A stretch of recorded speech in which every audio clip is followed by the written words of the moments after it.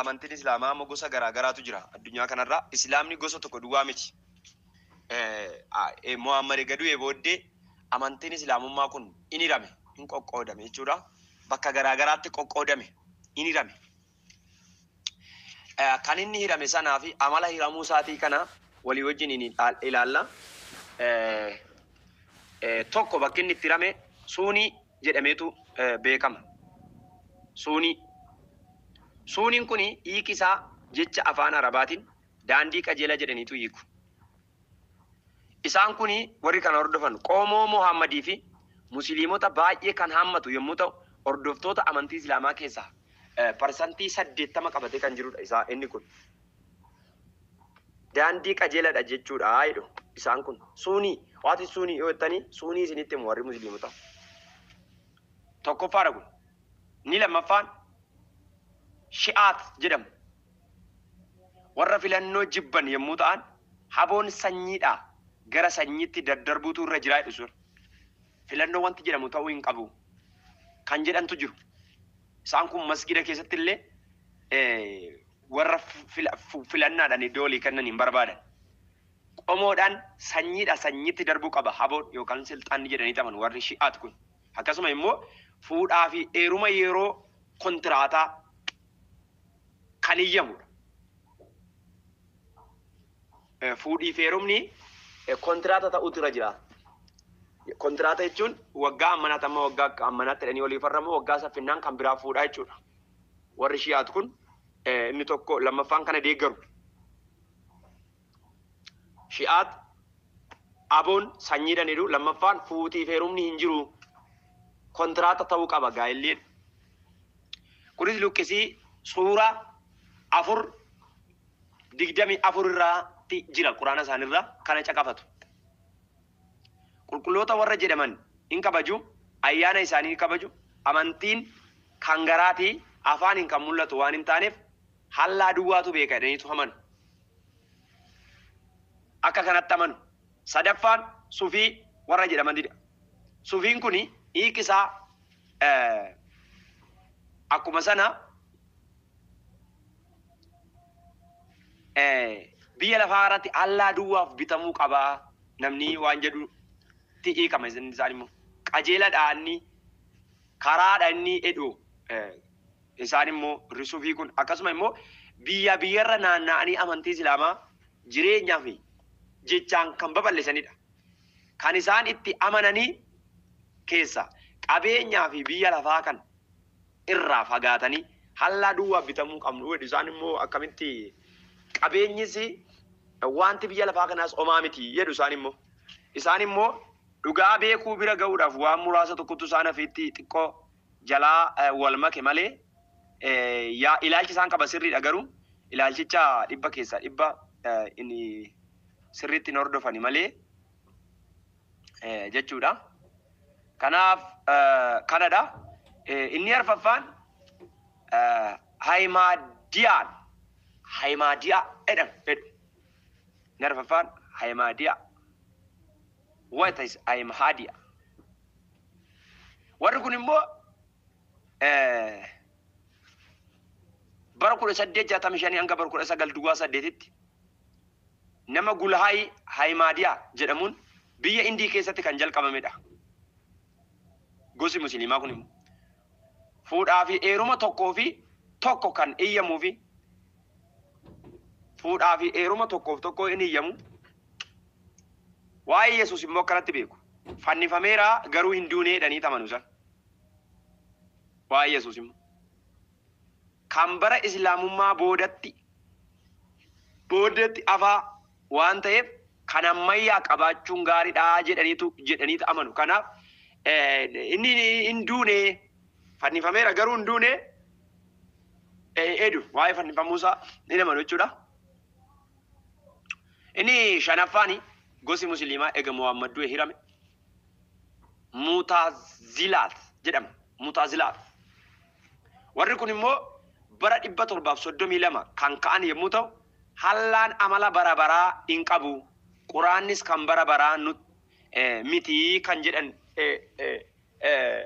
warri kun immoo jiru. Gosi musliimotaa kun immoo hallaani bara 732 keessa kan isaan ka'an Allah nama bara baraan qabu. Dhaabbataa miti amalli isaa amala gara amala bara baraa miti.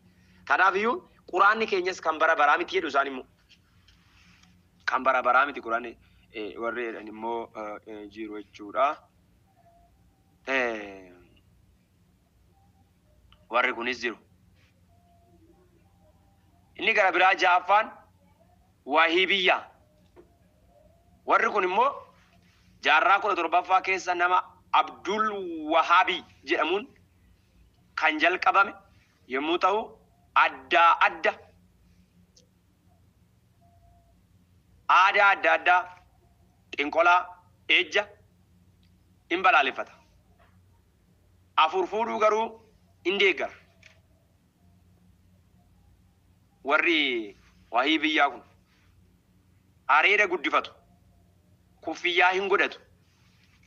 Ajaja Islaamaa hamma ji'aaditti raawwatu. Waan tokko yoo biran darban. Ciccimoodha wanta isaan kun. Fannoo fi kiristaanota ijaan arguu hin barbaada. Isaan kun kabbaan naachuu. Kanaaf xiyyaarri magaalaa Madiinaa qilleensa irraa akka hin darbinee fi hin buuneen eeyyamaniif sababni isaa bifa fannoo qaba jedhanii yaadu yeroo xiyyaarri bu'u kamitti akka xiyyaarri yeroo bu'u bifa fannoo argisu hin beeku kanan deeggaranii gurmuun biyya Itoophiyaa aadaa ishii fi haala ishii hundumaa gara aadaa Arabaatti akkasumas suuraa Quraanaa keessaa amantii jeequmsa hin qabne hallaa duwwaaf amma taatutti jedhaniitu akka kanatti Quraana isaaniirraa gara kanatti fiduu barbaadu. Kanadha ja'adha jechaadha isaan. Isaan kun ja'adha. Muhammad erga du'ee gosa ja'atti hiramee jechuudha. Amantii Musliimaa kuni. Barsiisa Islaamaa ilaala. Barsiisni Islaamaa maaliini? Amantii Islaamaan kuni kan inni irratti hundaa'e. Dhugabaatii amantii irratti yommuu ta'u, inni afaan Arabaatiin shahaadaataan jedhama. Amma fakkeenyaaf dhugabamsa amantii kiristaanaa jira. Kan waldaa kiristaanaa jira. Fakkeenyaaf waldaan maqaan Yesuus qabdi. Akkuma kana Araboonni yookaan mindinno Musliimonni yookaan amantii Islaamaa yeeminataachuu misikirnata allaachuu. Amantii dhugaa ba'uu qabu isaan. Hundi amantii isaaniiti. Kun immoo maal jedhama? Afaan Arabaatiin shahaadaataan jedhama. Shahaadatan jedhama. Innis laahi hillallaahi laahi laahi hillallaahi jedhu.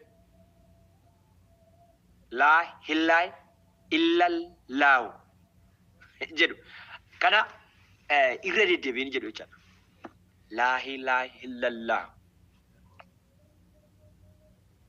Muhammadur Rusulu lahi kan jedhu waaqa tokkicha malee waaqni biraa hin jiru kan jedhu tiiku Oromiffatti yeroo hiikamu. Muhammad immoo ergamaa hallaa'i jedhaniitu dhugaa ba'u. Dhugaa ba'umsa kana hin dhiisan yeroo hunda jechuudha.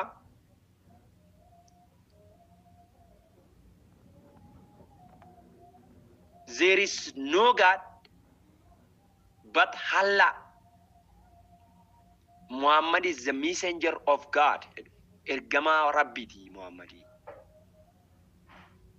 Egaan namni tokko musliima ta'uuf irra deddeebi'ee dhugaa ba'umsa kana jechuutu isa irra jira jechaadha. Namni musliima tokko jalqaba laa ilaha illallah jechuutu irra jira. Akkasuma Muhammad ergamaa waaqaati jechuutu irra jira.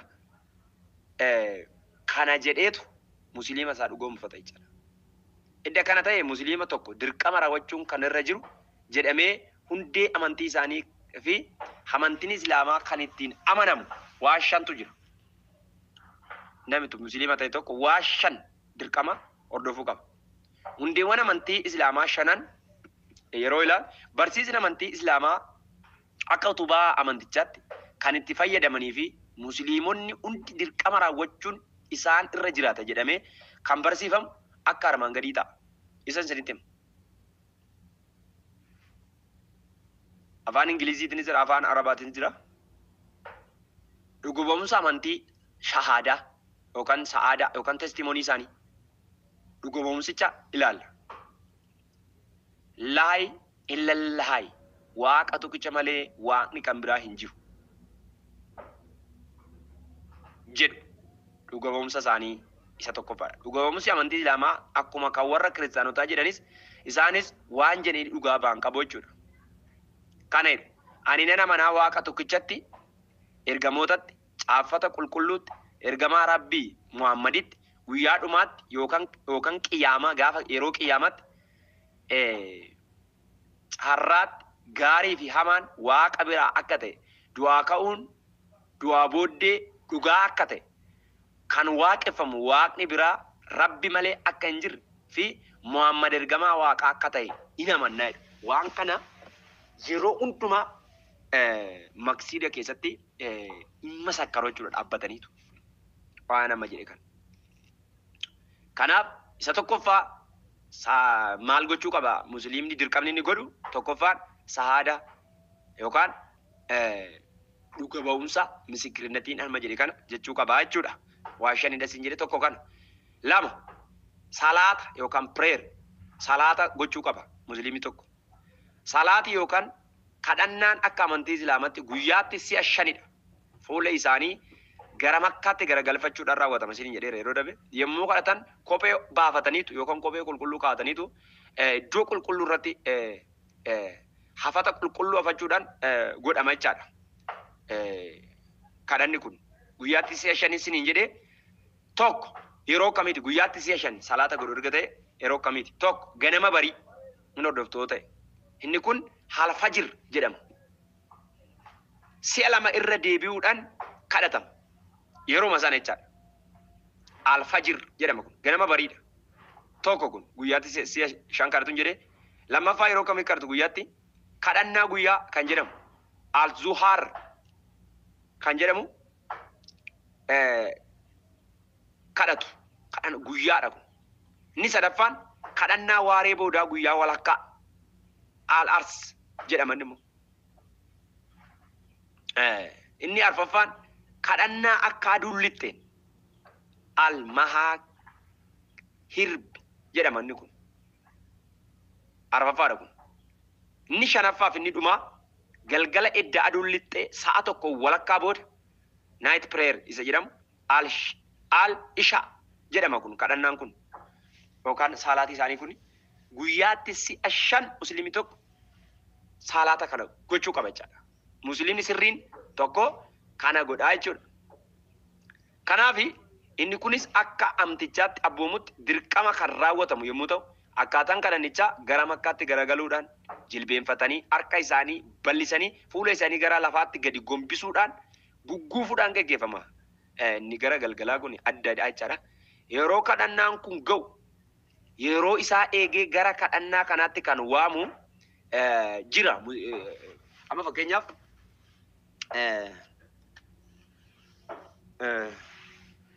intinaa isaanii keessaa masgiida isaanii keessaa sa'aatii isaa eegee sagalee dhagahamu tokko jira. Inni kun muzaahin jedhama. Sagalee kenna. Namni kunis bantii masgiidaa irra ol ba'eetu yookaan miniirat iddoo jedhamu irra dhaabbateetu sagalee guddaadhaan iyyee musliimonni hundinuu gara kadhannaa kanatti akka galan bakka jiranii yaa baay'ee kan isin dhibu. Inni amma dhugummaan amantii keessa jiruu fi seera amantii keessaa gargar ilaala.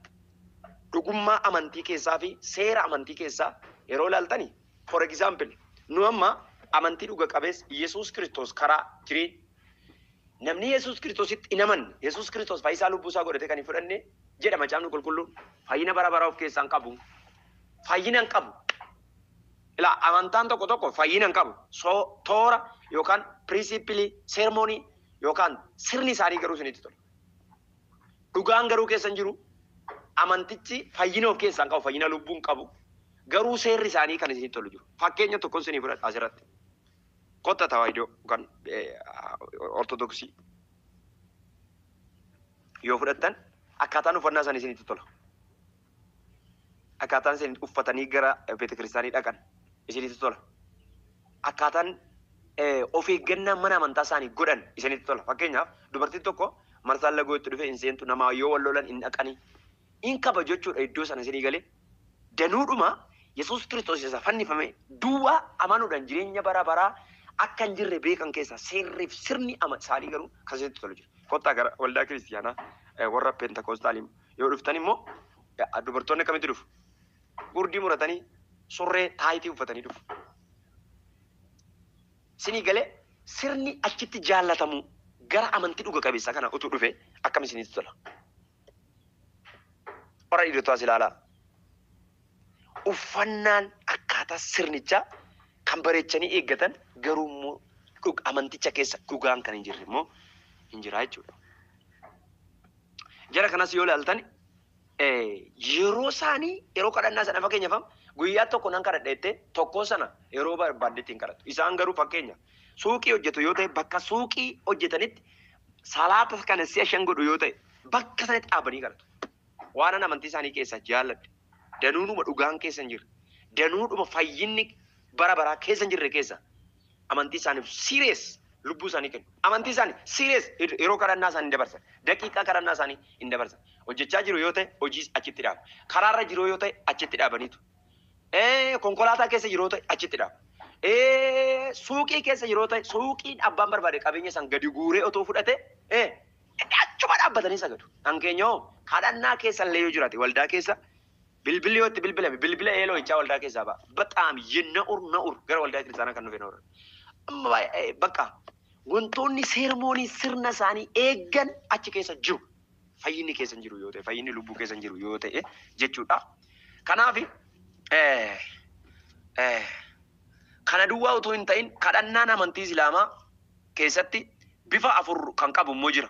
Fakkeenyaaf ja'amaa sagadaa yookaan jimaata sagada jamaa kan jedhamu jira. Jumaa sagadaa kan jedhamu jira. Ni jimaata yeroo hundumaadha. Finfinnee keessa dhuftan amma karaan darbiinsaan jiru sa'aatii sagadan jumaa jedhaman. Lammaffaan salaata yookaan janaazii. Inni kun immoo namni awwaalcha irratti kan kadhatamu jechuudha. Fitaatii jedhu isa kana. Isa jira. Fitaatii jedhu. Fitaatiin kun akka amantaa garaagaraatti fakkeenyaaf tawaahidoo keessatti erga utuun awwaaliin fitaatii godhu nama sana jannata galchinaa jedhanii waan yaadaniif jechuudha. Namicha hojii isaatu galchaa yookaan amantii inni laphee isaatti Yesuus Kiristoosiin amaneera yoo ta'e gala malee fitaatii gochuunis gochuu dhiisuunis kun faayidaan qabu garuu fitaatii kan jedhamu musliima keessas jira. Inni lammaffaan salaata yookaan suuna kadhannaa dabalataa jedhameetu beekama kuni jechuudha. Arfaffaan salaata idhaal faxir kan jedhamu kadhannaa 4dha jechuudha. Salaata guyyaatti 5 salaatan malee kun arfan kun addaan inni immoo jarreen kun bifa kadhannaa musliimotaatiin tokkummaadhaan kan kadhatan jechuudha. Waa'ee idaal faxirii guyyaa kadhannaa isaanii beekamaadha kun. Kanaaf kuni akka kanatti itti fufaniitu kadhatu kadhannaa isaaniidha kuni. Guyyaatti namni tokko hin jedhe waa 5 godha hin jedhe. Tokkoffaan maal godhaa? Dhuga ba'umsa dhugaa ba'aa. Lammaffaan guyyaatti si'a 5 kadhachuu qabaa. Dabalee kadhannaa gosa 4 kanaa akkamitti akka kadhatu beekuu qabaa. Inni sadaffaan maal gochuu qaba? Sadaffaani zakata kan jedhamu tokko jira. Zakata kan jedhamu tokko jira. Kennaa jedhu Oromiffisaan. Inni kun immoo hiyyeeyyii fi warra rakkataniif qabeenya isaanii kan kennanidha. Inni kun qabeenya isaanii irraa harka 10 yookaan harka 20 kennu. Kennaa isaan kennan kuni hojii baay'eef oola. Hojjetaa warra achi keessa akka imaamii ta'aniif, masgiida keessa warra tajaajilaniif, warra reef gara amantichaaf dhufaniif, islaamummaa baay'isuudhaaf, masgiida ijaaruudhaaf kan kennudha. Kana gochuu qaba musliimii tokko jechuudha. Arfaffaa irratti maal gochuu qaba? Sooma yookaan fasting. Soomuu qaba. Ji'a Ramadaanaa keessa ji'a 9ffaatti akka lakkoofsa warra musliimotaatti musliimni hundinuu ituu waan tokko nyaatin guyyaa guutuu ji'a tokkoof soomuu qaba. Yeroo darbe soomanii Oromoo fakkeenyaaf beektu isa kana. Ji'a Ramadaanaa kun ji'a itti quraanni mul'atedha jedhanii taphan. Ji'a kana keessa quraana mul'atedha. Sooma kanarratti yoo dhukkubsatan yoo madaa'an dhaabanii edda soomin dhumee itti fufu. Amantii attamitti soomu isa jedhu amma aduun galtutti hin nyaatan hin dhugan saalquunnamtiis hin geggeessan yookaan dubartiis isaanii wajjiniini otoo aduun gadi lixin hin nyaatan hin dhugan dubartii wajjinis saalquunnamtii geggeessinaan soomichi tabalaashee jedhanii beeku. Inni shanaffaan hajii kan jedhamu jira. Hajiin kun maal? Musliimni dhiiraa yookaan dubartiin tokko bara jiraattu hundumaa keessatti si'a tokko adeemsa irraa gara Makkaatti adeemu hajii jedhamani. Namoonni hajii ta'anii በጣም ከባድ ሙስሊሞች ናቸው። Hajii jedhan. Si'a tokko adeemsa gara Makkaatti deemuu qabu. Yeroo deeman kana waan raawwatan qabu.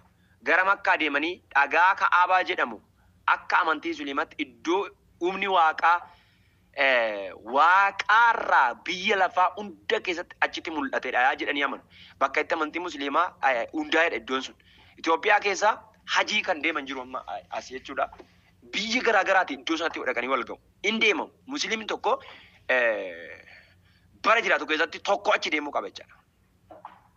Eshi. Akkanatti amanu.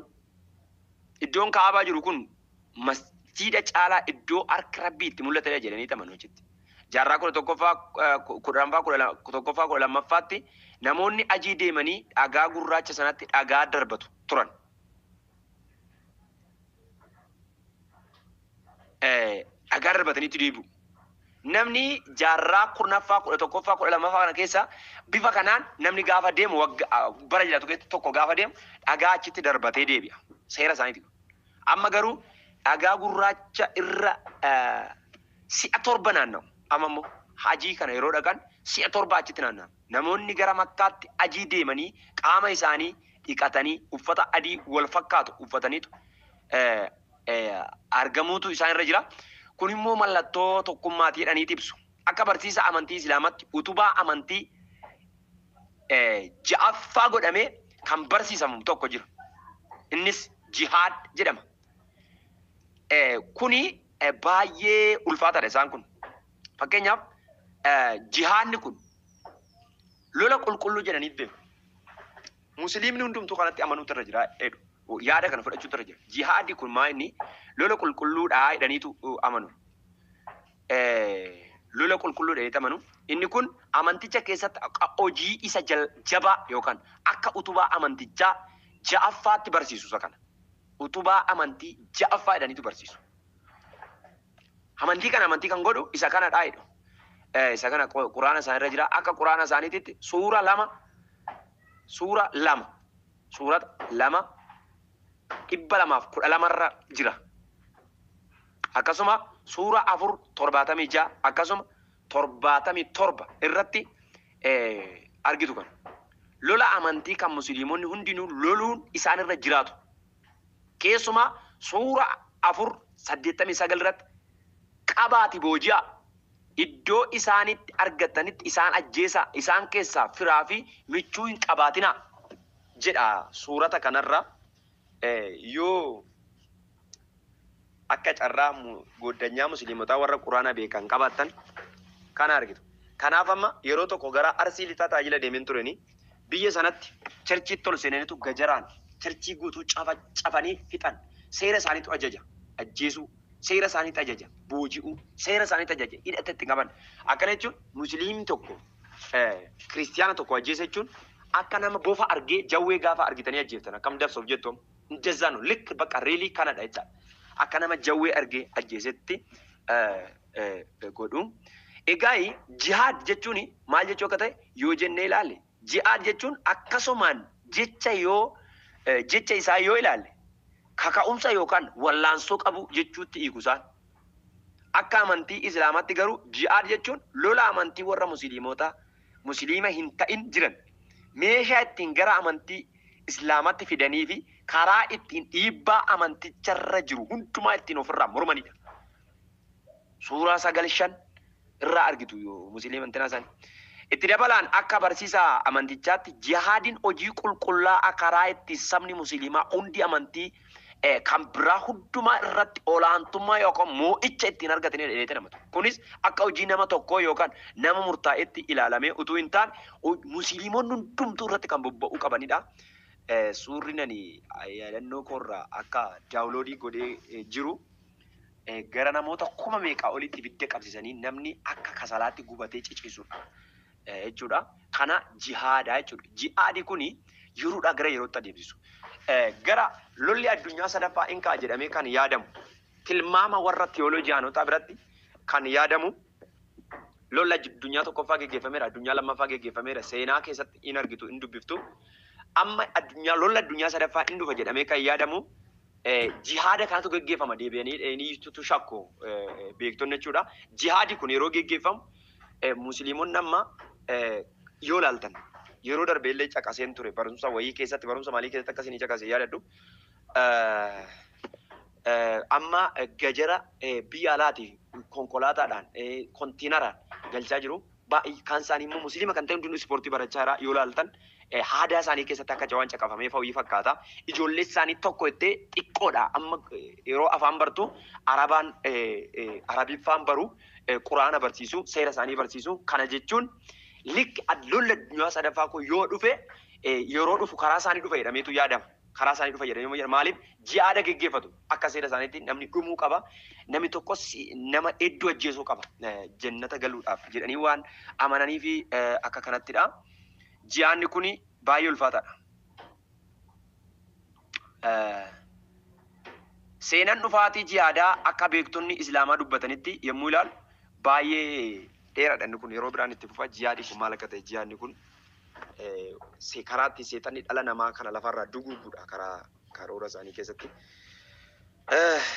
Kanaaf mee yeroo biraa gaaffiiwwan yaada jiru itti fufna. Waan nu badheen isin hubachiisaa jira. Kanaaf baay'ee amantii biyya lafaa kana keessa amantii balaafamaa በጣም ከባድ የሆነ amantii musliimotaati jechuudha. Achi as dhufi musliimaa tanaan dura caqaseen ture warra Ishmaa'eel irraa kan dhufanidha. Ishmaa'eel irraa kan dhufanidha.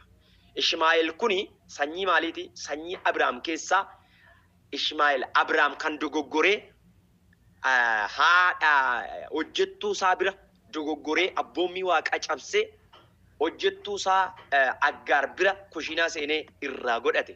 Dhala karaa sana ejjaan dhufe dogoggora Abrahaamin kan dhufe Ishmaa'eelidha. Sanyiin Ishmaa'eel kanadha warri musliimaa. Fakkeenyaaf Ishmaa'eel maqaa morra musliimotaa keessatti hin caqafatu. Ishmaa'eel kan jedhamanii akkaataan uffannaa isaanii akkaataan mana isaanii keessaa soofaa ol kaa'an qaban lafa taa'u miti. Hiikaa mataa isaa danda'e qaban. Hiikaa mataa isaa danda'e qaba. Kan isaan akkaataan uffannaa isaanii wantooti baay'een jiru. Isa kana hubachuun keessan gaariidha. Kanaaf isinirra dheerate daqiiqaa 40 waraabaa jira. Kanaaf yibaqaal yeroo itti aanutti waan kanarra caalu nu barra. Egaani sinitti haaraa hin ta'in wanti isaan dhugaan isaanirra dhaabbatan hin jiru. Seera namichi tokkichi seexanni joonjessee olqatti galchee oomecha afaan hin baasee sammuu joonjessee seexanni itti fayyadamee seera inni lafa kaa'een amma irraa joonja'a jiru. Seera nam tokkichi lafa kaa'e. Inni akkaataan isaanii isa kanadha. Akkaataan uffannaa isaanii fakkeenyaaf maaliif akkasitti uffatu jettanii yaaddu? Uffata amma shamarranii iji isaanii duwwaan amma mul'atutti uffatu. Kana icciitii mataa isaa danda'e qaba kuni yeroo itti aanu walii wajjin ilaalla. Thank you.